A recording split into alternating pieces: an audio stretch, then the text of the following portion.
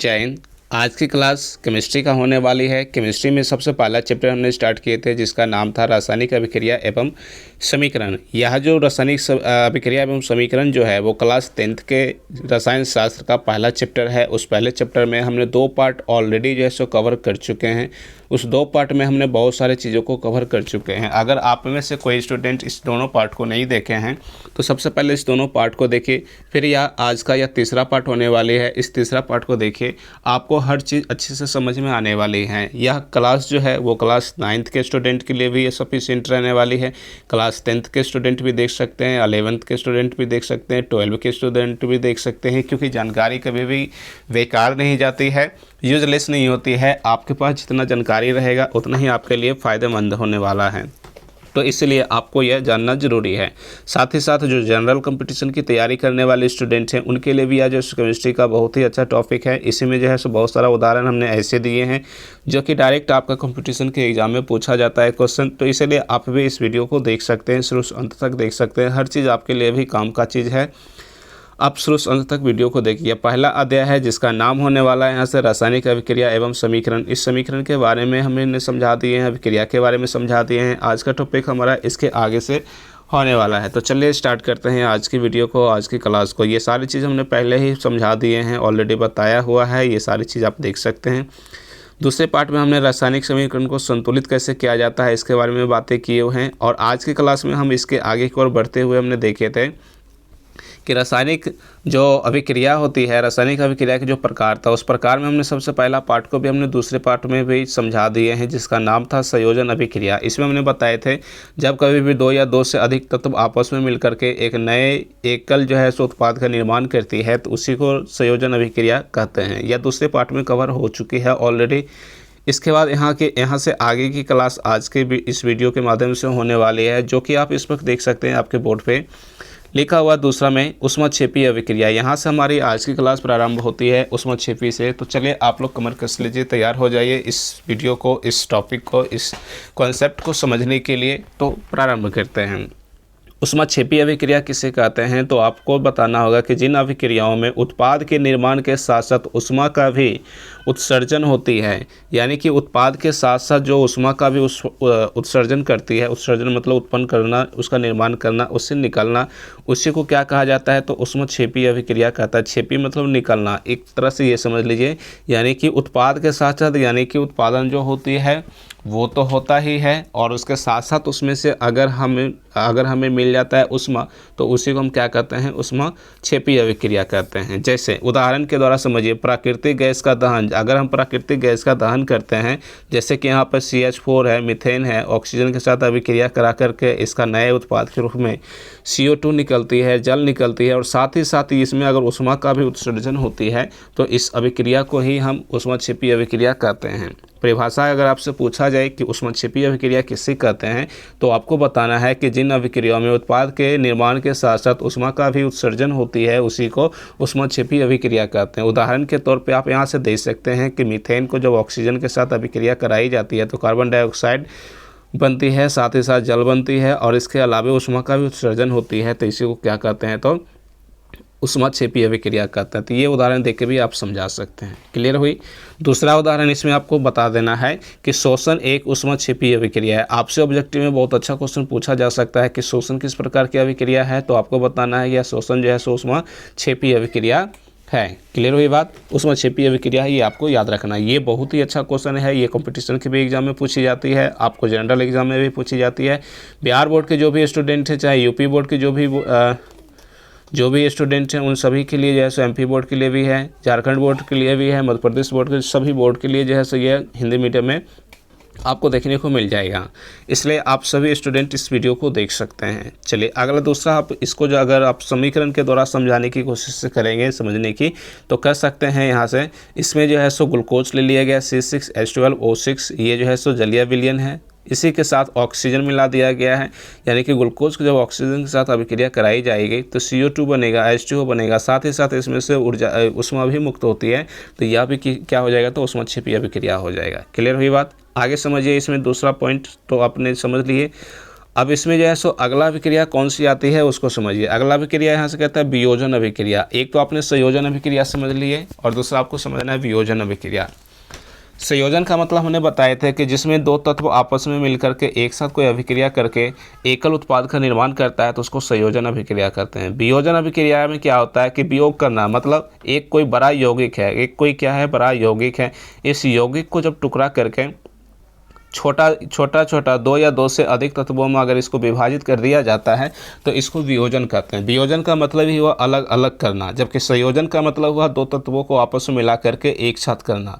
तो दोनों वर्ड का मतलब आपको समझना है। संयोजन मतलब जोड़ना, संयोजन मतलब आपको समझना है कि जोड़ना मतलब दो या दो से अधिक तत्व आपस में मिलेगा। जबकि वियोजन का मतलब क्या हुआ, तो वियोजन का मतलब आपको समझना है कि इसका मतलब हुआ तोड़ना, मतलब यौगिक एक बड़ा सा भाग है, उस बड़े भाग को क्या कर देना, टुकड़ा कर देना, बड़े भाग को क्या कर देना, टुकड़ा कर देना, यही इसका वियोजन कहलाएगा। तो दोनों शब्दों में अंतर है, इन दोनों अंतरों को आपको समझना है। अंतर को समझ जाएंगे तभी जा करके इसका जो भी प्रश्न है आंसर है वो आप समझ पाएंगे। चलिए स्टार्ट करते हैं वियोजन को समझना। वियोजन के लिए बताना है कि इस अभिक्रिया में एकल अभिकारक टूटकर, एकल जो अभिकारक होती है वो टूटकर दो या दो से अधिक उत्पाद बनाते हैं। दो या दो से अधिक क्या बनाते हैं, तो उत्पाद बनाते हैं। जिस तरह हमने समझाए हैं आपको कि इस अभिक्रिया में क्या होगा कि एक बहुत बड़ा यौगिक आपस में टूट करके दो या दो से अधिक उत्पाद का निर्माण करेगा, तो उसी को वियोजन अभिक्रिया कहते हैं। जैसे यहाँ पे एक संकेत, एक सूत्र के रूप में, एक उदाहरण के रूप में आपको बताया गया है कि कोई यौगिक मान लेते हैं कैपिटल ए है, इसका जो हम वियोजन करेंगे तो वियोजन करने के बाद B+C निकल के आएगा, तो इस अभिक्रिया को ही क्या कहना है, वियोजन अभिक्रिया कहना है। तो आप ऐसे करके भी उदाहरण देकर के समझा सकते हैं कि A गिव्स B+C यह वियोजन अभिक्रिया हो जाएगा, जबकि A+B गिव्स C अगर लिखते हैं तो यह संयोजन अभिक्रिया हो जाएगा, जो कि आपने इससे पहले वाले वीडियो में देख चुके हैं। तो वियोजन का मतलब भी हम उम्मीद करते हैं कि आपको समझ में आ गया। अब उसके बाद इसमें समझते हैं कि उष्मीय वियोजन क्या होता है। उष्मीय वियोजन कहने का अर्थ यहाँ पर यह है कि उष्मा द्वारा किया गया जो वियोजन होगा उसी को हम उष्मीय वियोजन कहते हैं। मतलब वियोजन तो होता ही है, लेकिन इसमें किसकी मदद से होगा, तो उष्मा टेम्परेचर की मदद से जो अलग अलग तत्वों में बटेगा उस अभिक्रिया को ही उष्मीय वियोजन कहेंगे। अब इसके उदाहरण भी समझना है आपको। जैसे कि उदाहरण के लिए यहाँ पर देखिए आपके सामने लेकर के फिर से रखे हुए हैं, आप यहाँ से देख सकते हैं। जैसे FeSO4 फेरस सल्फेट का क्या हो रही है, यहाँ पे वियोजन हो रही है। तो फेरस सल्फेट उष्मा की मौजूदगी में, इसीलिए उष्मा को यहाँ पे तीर के निशान के ऊपर लिखा गया है। जैसा कि हमने पहले पार्ट में आपको समझाए हुए थे कि इस प्रकार की जो भी भौतिक अवस्था होगी उसको तीर के निशान के ऊपर या नीचे लिखा जाता है। यहाँ पर जो है सो फेरस सल्फेट को तोड़ना है किसकी उपस्थिति में, तो उष्मा की उपस्थिति में, इसलिए उष्मा को तीर के निशान के ऊपर दर्शाया गया है। जब टूटेगा या फेरस सल्फेट तो क्या बनेगा, यहाँ से देख सकते हैं Fe2O3 बनेगा, जिसको फेरिक ऑक्साइड कहते हैं। साथ ही साथ SO2 जो कि गैस है और SO3 ये भी बनेगा। इसको जो है सो भूरा लाल रंग, इसका जो कलर होता है भूरा लाल रंग का होती है, जबकि इसकी कलर जो होती है वो हरे रंग की होती है। इस चीज़ों को भी आपको समझना है, क्योंकि ये भी पूछा जा सकता है कि फेरस सल्फेट का रंग कैसा होता है। तो आपको बताना है फेरस सल्फेट का रंग हरा होती है, जबकि फेरिक ऑक्साइड का रंग कैसा होता है, तो आपको बताना है कि भूरा लाल रंग का होता है। यही सारी ऑब्जेक्टिव बनती है, जो कि आप जानते हैं कि बिहार बोर्ड अब क्या करती है, BSEB क्या करती है कि आपका 50% जो है सो ऑब्जेक्टिव, 50% जो है सो आपका ऑब्जेक्टिव पूछा जाता है। इससे 50% क्वेश्चन में क्या होता है कि अगर क्वेश्चन आपका 80 नंबर का टोटल आ रही है तो 80 में जो है सो आपका 80 ऑब्जेक्टिव देगा, जिसमें से मात्र आपको 40 क्वेश्चन को सॉल्व करना होगा और 40 को छांटना भी होगा। तो उस वक्त जो है सो आपका ऑब्जेक्टिव यही सारी क्वेश्चन बनती है। यहाँ से आप इसको तैयारी करके अपनी नंबर को जो है स्कोरिंग अच्छा कर सकते हैं, जिसमें मेरा टारगेट चल रही है 450 नंबर प्लस लाने का, जो कि आप लोगों की मदद से इस प्रकार से पढ़ाई अगर करते हैं तो आपको पक्का आएगा इतना नंबर, और मेरी भी नाम होगी आपके साथ साथ, क्योंकि हमारा टारगेट है कि हर बच्चे को 450 प्लस नंबर दिलाने का। तो ये मेहनत एक ही तरीका है इतना लाने का कि आप जी तोड़ मेहनत करें, और हम भी आपके साथ मेहनत कर रहे हैं, अच्छी चीज़ों को ला रहे हैं और सारे चीज़ जो है सो कॉन्सेप्ट आपको समझाने की कोशिश से करते हैं। तो ये आपने समझ लिए, ये क्या हो जाएगा, लाल रंग, भूरा लाल रंग की हो जाएगा और ये हरा रंग की हो जाएगा। इसमें क्या हुआ है कि फेरस सल्फेट जो है सो दो या दो से अधिक जो है सो तत्वों में बट चुकी है, तो इसको वियोजन अभिक्रिया कहेंगे। साथ ही साथ एक और उदाहरण अगर हम देखें, जैसे चूना पत्थर है CaCO3 इसका फॉर्मूला होती है, इसको भी उष्मा की उपस्थिति में, टेम्परेचर की उपस्थिति में इसको गर्म किया गया है, बन के निकल गया CaO और CO2, बिना बुझा हुआ चूना बन गया। CaO का फॉर्मूला क्या होता है, तो इसका नाम क्या होता है, तो बिना बुझा हुआ चूना होती है। ये आपको ध्यान में रखना है। आपसे एक क्वेश्चन और पूछा जा सकता है कि चूना पत्थर का फॉर्मूला क्या होता है, तो आपको बताना है CaCO3 होती है। इसका दूसरा नाम संगमरमर भी होती है। तो आपसे अगर क्वेश्चन पूछा जाती है संगमरमर का फॉर्मूला क्या होगा, तो आपको बताना है CaCO3। चूना पत्थर का पूछा जाएगा फिर भी वही, संगमरमर का पूछा जाएगा फिर भी वही। इस प्रकार से आप इसको जवाब दे सकते हैं। समझ गए। चलिए आगे बढ़ते हैं, आगे आपको समझाते हैं आगे क्या दिया हुआ है।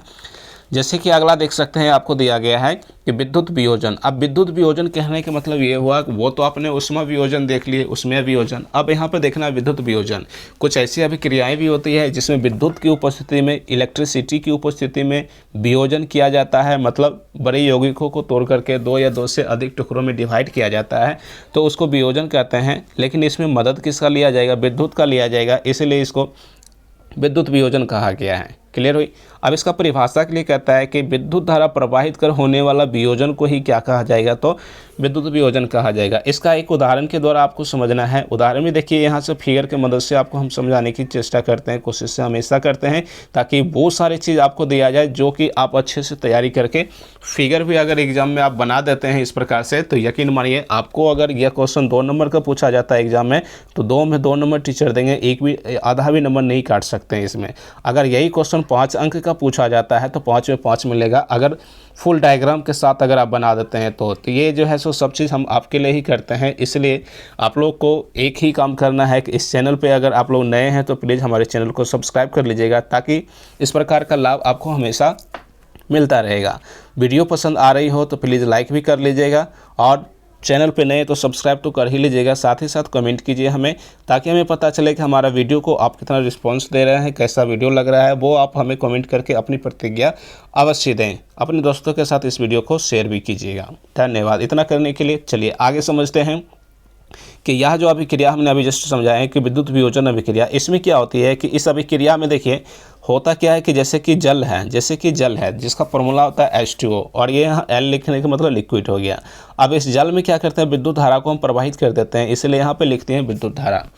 जल में जब भी कभी भी विद्युत धारा प्रवाहित की जाती है तो इसका जो है सो वियोजन होती है, और वियोजन करने के तदुपरांत क्या बनती है, तो H2 यानी कि हाइड्रोजन और ऑक्सीजन बन जाती है, जो कि 2 अलग अलग गैसों के रूप में है।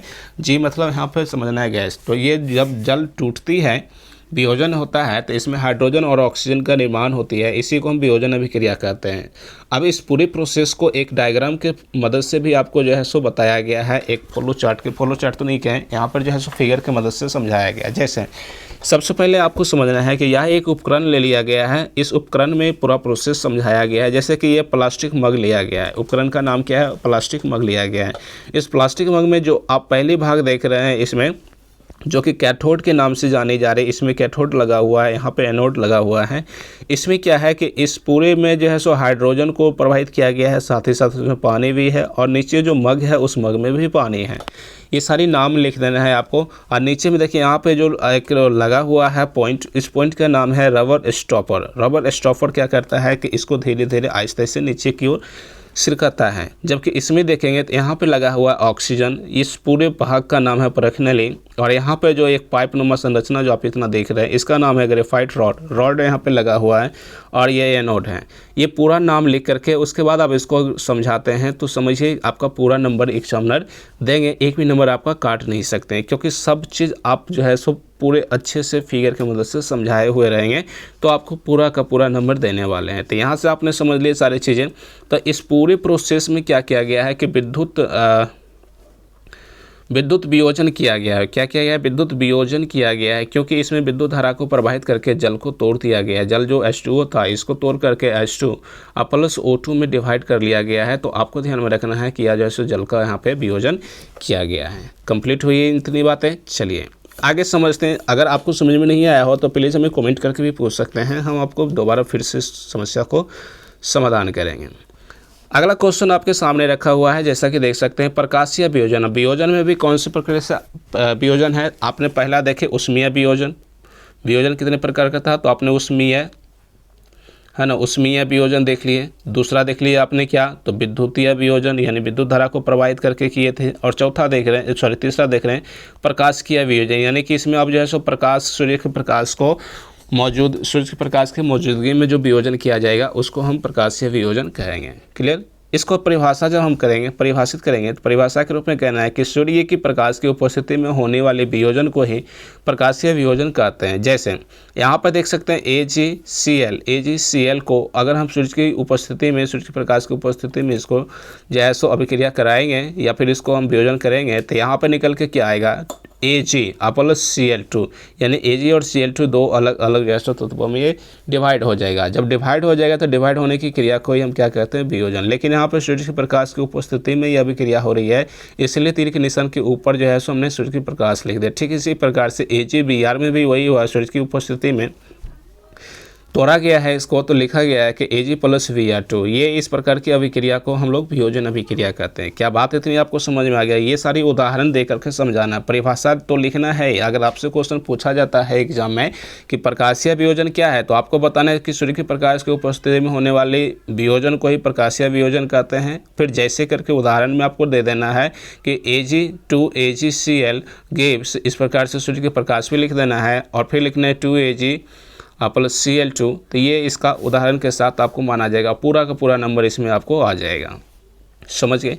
चलिए आगे समझते हैं। क्या कहते हैं कि इस अभिक्रिया का उपयोग श्याम श्वेत फोटोग्राफी में किया जाता है। इस अभिक्रिया का जो आपने अभी देखे प्रकाशीय वियोजन, इस अभिक्रिया का जो प्रयोग किस में किया जाता था, श्याम श्वेत फोटोग्राफी में भी किया जाता है। ये भी ऑब्जेक्टिव का बहुत अच्छा क्वेश्चन बन सकता है, इसलिए आप इसको भी ध्यान में रखेंगे। अगला पॉइंट है ऊष्मशोषी अभिक्रिया किसे कहते हैं। तो इसके लिए बताना है कि जिन अभिक्रियाओं में अभिकारकों को तोड़ने के लिए ऊष्मा, प्रकाश या विद्युत ऊर्जा की आवश्यकता होती है, उसी को क्या कहते हैं, तो ऊष्मशोषी अभिक्रिया कहते हैं। ऊष्मशोषी, इससे पहले हमने ऊष्मक्षेपी पढ़े थे। ऊष्मक्षेपी में क्या था, अभिक्रिया के फलस्वरूप ऊष्मा का उत्सर्जन हुआ था। ऊष्मा का क्या हुआ था, उत्सर्जन हुआ था, इसलिए प्लस ऊष्मा लिखते थे। लेकिन यहाँ पर क्या कह रहा है कि ऊष्मशोषी अभिक्रिया, तो इसमें क्या कहते हैं कि अभिकारकों को तोड़ने के लिए क्या आवश्यकता पड़ता है, तो ऊष्मा, प्रकाश या विद्युत ऊर्जा का आवश्यकता ही पड़ता है। ये अभिक्रिया के फलस्वरूप निकलता नहीं है, बल्कि इस अभिक्रिया को पूरा कर, इस जो है अभिक्रिया को पूरा करने के लिए क्या करना होता है, तो ऊष्मा, प्रकाश या विद्युत ऊर्जा की आवश्यकता ही पड़ती है। तो उसी को क्या कहा जाता है, तो ऊष्मशोषी अभिक्रिया कहा जाता है। क्या इतनी बात समझ गए? चलिए आगे समझते हैं। इसमें एक सेकेंड, आगे की आपका जो है सो पॉइंट यहाँ से, हाँ यहीं से है, यहाँ से समझिएगा क्या दिया हुआ है। तीसरा पॉइंट आपको समझना है, जैसे कि कहते हैं कि विस्थापन अभिक्रिया। अब विस्थापन अभिक्रिया क्या होती है, इसके लिए बताना है। नाम से स्पष्ट है, विस्थापन मतलब अपने स्थान को छोड़ करके दूसरे स्थान पे चले जाना या उसको जो है सुजाने पे मजबूर कर देना, यही आपको क्या कहलाएगा, विस्थापन कहलाएगा। विस्थापित कर देना। 10th क्लास में आप अगर हैं तो आप मैथ में भी पढ़ रहे होंगे। यहाँ पर एक जो है सो समीकरण था, विस्थापन रूप से हल करना था, xy का मान निकालना था। वही बात यहाँ पर भी है, इसमें भी जो है सो वही रूल्स फॉलो होगी विस्थापन अभिक्रिया के लिए। कहते हैं इन अभिक्रियाओं में अधिक क्रियाशील तत्व जो होती है वो कम क्रियाशील तत्व को उसके यौगिक से विस्थापित कर देता है। यानी कि जो शक्तिशाली आदमी होगा, इसमें एक उदाहरण के द्वारा भी आप समझ सकते हैं। जो अधिक क्रियाशील मतलब होता है शक्तिशाली, कम क्रिया मतलब कमज़ोर। अमीर और गरीब के रूप में भी आप इसको समझ सकते हैं। अमीर व्यक्ति जब भी कभी आएगा या अपने पद से ज़्यादा, अगर पद वाला ज़्यादा पावरफुल है, जैसे कि मान लेते हैं एक दरोगा आ गया, तो दरोगा के लिए कुर्सी खाली कर देगा कौन, एक सेकेंड, दरोगा के लिए कुर्सी खाली कर देगा कौन, हवलदार जो होगा वो खाली कर देगा, क्योंकि इसमें जो है सो हवलदार की एक सेकेंड, हवलदार, ठीक है। इसमें क्या होगा कि दरोगा जो है सो हवलदार से ज़्यादा पावर है, तो जब कभी भी दरोगा जो है सो बाहर से आएगा अपने थाने में इंचार्ज के रूप में बन के, तो हवलदार उस वक्त उसकी कुर्सी अपनी छोड़ करके कहेगा आइए सर बैठिए, ठीक है। जबकि हवलदार अगर बाहर से आएगा और दरोगा बैठा हुआ, तो दरोगा कभी भी इसके लिए कुर्सी खाली नहीं करेगा। तो यही होता है पद का यहाँ पर सम्मान करना। उसी प्रकार से यहाँ पर भी है, जब कभी भी अधिक जो है सो क्रियाशील तत्व कम क्रियाशील तत्व को अपने स्थान से उठा करके हटा देता है, विस्थापित कर देता है, तो इसी अभिक्रिया को विस्थापन अभिक्रिया कहते हैं। जैसे लोहा है और कॉपर सल्फेट है, लोहा है और कॉपर सल्फेट है, इसकी जब अभिक्रिया कराई जाती है तो बन के नया तत्व नया यौगिक बनता है FeSO4। यहाँ से Fe, यहाँ से केवल SO4। तो यहाँ पर जो कॉपर था, कॉपर कम अभिक्रियाशील है, इसीलिए इस कॉपर को साइड कर दिया गया है, यहाँ से यहाँ भेज दिया गया है। और जहाँ पे कॉपर था ये वाला लोहा आकर के यहाँ पर बैठ गया था। ये इसके साथ संबंध बना करके क्या लिख लिया है FeSO4। तो इसका मतलब समझना है, यहाँ पे जो कॉपर जो इसके साथ लगा हुआ था उस कॉपर को हटा दिया गया है। तो कॉपर को क्यों हटा दिया गया है? क्योंकि कॉपर जो है सो कम अभिक्रियाशील है और लोहा क्या है तो अधिक अभिक्रियाशील है। तो इसलिए लोहा इसके साथ अभिक्रिया करके FeSO4 बना लिया, जबकि इस कॉपर को अलग साइड से हटा दिया, विस्थापित कर दिया गया। तो इसी को क्या कहा जाता है? तो विस्थापन अभिक्रिया कहा जाता है। क्लियर? चलिए आगे समझिए। इसमें भी एक प्रश्नावली जो है सो बनाया गया है। आप इस डायग्राम को बना करके भी समझा सकते हैं कि कैसे कैसे जो है सो काम यहाँ पर होती है। फिलहाल हम आगे बढ़ते हैं, उसमें कुछ खास था नहीं। इसमें कहते हैं कि लोहे की कील पर भूरे रंग की कॉपर की परत जमाई गई है। इसमें क्या कहा गया है कि लोहे की जो कील है उस पर भूरे रंग की कॉपर की परत यानी कि Cu की परत चढ़ाई गई है।